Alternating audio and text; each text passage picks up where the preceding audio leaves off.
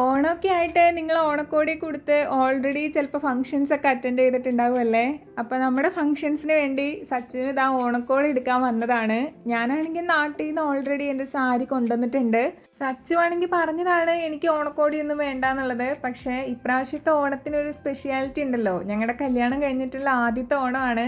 അതിപ്പോൾ അതിൻ്റെതായ പൂർണ്ണതയിൽ നാട്ടിൽ പാരൻസിൻ്റെ കൂടെ ഒന്നും കൂടാൻ പറ്റിയില്ലെങ്കിൽ പോലും നമ്മളെ കൊണ്ട് പറ്റുന്ന രീതിയിൽ നമുക്കത് എൻജോയ് ചെയ്യാമല്ലോ. ഇവിടെ വേഗാമോളിലാണ് വരുന്നതെന്നുണ്ടെങ്കിൽ ഞങ്ങൾ മിസ് ചെയ്യാത്തൊരു സംഗതിയാണ് ഒരു 10 മിനിറ്റ് മസാജിങ് ചെയറിൽ സ്പെൻഡ് ചെയ്യുക എന്നുള്ളത്.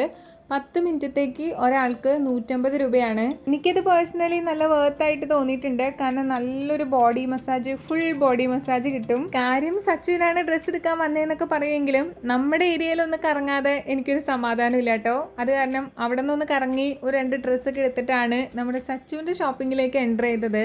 ഈയിടെയായിട്ട് കുറേ ട്രയൽസ് ഒക്കെ നോക്കിയാലാണ് സച്ചുവിനൊന്ന് ഒത്തു കിട്ടാറ്. പക്ഷെ ഇന്ന് എന്താണെന്ന് അറിയില്ല, 1-2 ഇട്ട് നോക്കിയപ്പോഴേക്കും ആൾക്ക് ഇഷ്ടപ്പെട്ട ഷർട്ടൊക്കെ കിട്ടിയിട്ടുണ്ടായിരുന്നു.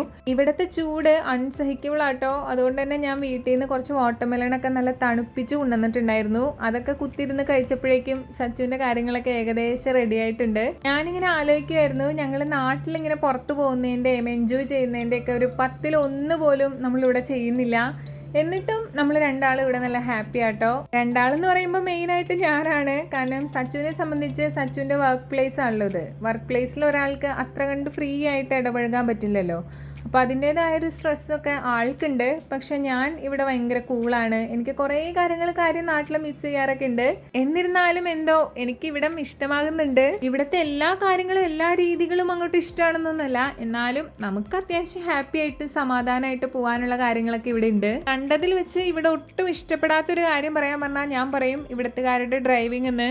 ഒട്ടും ശ്രദ്ധയില്ലാത്ത ഡ്രൈവിംഗ് ആണ്, ഭയങ്കര റഷ് ഡ്രൈവിംഗ് ആട്ടോ. പിന്നെ വേറെന്താ, അപ്പോൾ അത്രയൊക്കെ തന്നെയുള്ളൂ ഇന്നത്തെ ഷോപ്പിംഗ് വിശേഷങ്ങൾ.